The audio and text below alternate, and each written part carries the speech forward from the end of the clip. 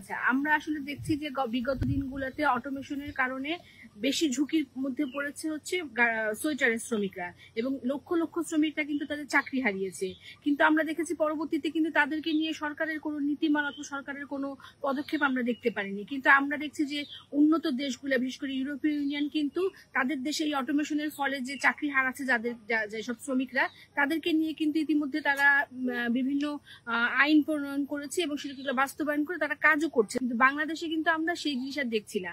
বর্তমানে আমরা দেখছি আর&ডি সেক্টরে অটোমেশনের কারণে কিন্তু আস্তে আস্তে করে আমরা বেশিরভাগ শ্রমিক আবারও চাকরিচ্যুত হচ্ছে, এবং বেশিরভাগ আর&ডিতে যেহেতু নারী শ্রমিকরা কাজ করছে, তাই নারী শ্রমিকরা কিন্তু বেশি চাকরি হারাচ্ছে অটোমেশনের কারণে বর্তমানে।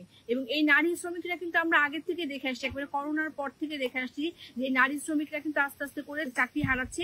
এবং আমরা যদি আগে দেখি, পূর্বে কিন্তু প্রায় 80% বেশি শ্রমিকরা কিন্তু আর&ডিতে কাজ করতো, কিন্তু সেটা এখন কমতে কমতে এখন বিভিন্ন গবেষণায় আসছে যে সেটা 55 থেকে 60% চলে আসছে, যে নারীরা এখন বর্তমানে এই 55 থেকে 60% নারী শ্রমিকরা আর&ডিতে কাজ করছে। এবং অটোমেশনের ফলেও আস্তে আস্তে সেটার সংখ্যাটা আরো অনেক কমে যাবে বলে আমরা আশঙ্কা করছি। কিন্তু আমরা দেখছি যে এইসব নিয়ে আসলে সরকার কোনো নীতিমালা অথবা সরকার কোনো পদক্ষেপ নেওয়ার এখনো কোনো কিছু করছে না। আমাদের চাওয়া হচ্ছে যে এই নারী শ্রমিকদের অধিকার সুনিশ্চিত করার জন্য এই নারীদেরকে, বিশেষ করে নারী এবং যুব শ্রমিক যারা গ্রাম থেকে শহরে আসছে, যারা দক্ষতার কারণে ভালো কোনো চাকরি পাচ্ছে না, যারা এখনো অপ্রত্যাশিত বিভিন্ন ক্ষেত্রে অদক্ষ শ্রমিক হিসেবে কাজ করছে, তাদের যেখানে তাদের সামাজিক নিরাপত্তাও নাই, যেখানে তাদের স্যালারিটাও অনেক বেশি কম, তাদেরকে নারী এবং যুব শ্রমিকদেরকে মাথায় রেখে সরকার যাতে এই ইউরোপীয় ইউনিয়ন সহ যেসব উন্নত দেশগুলোর যে পলিসিগুলো করেছে, পলিসিগুলোকে মাথায় রেখে